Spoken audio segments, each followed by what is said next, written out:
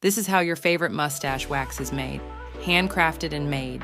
In Colorado, USA, Death Grip Mustache Wax uses all natural ingredients.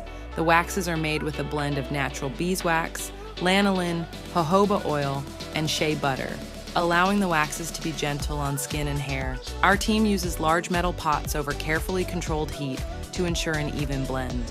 We stir manually, keeping a close eye on the temperature to avoid overheating. Then, the rest of the ingredients are added. Once the wax is ready, we pour it by hand into individual containers. Our team uses steady hands to ensure each tin is filled just right. Afterward, the wax cools and solidifies at room temperature. When the wax has set, we package it all by hand. This involves placing lids, attaching labels, carefully placing each of our signature Death Grip wax pick in each individual tin, and ensuring each container is sealed tightly.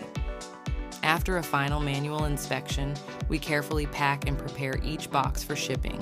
Which wax is your favorite? Comment below.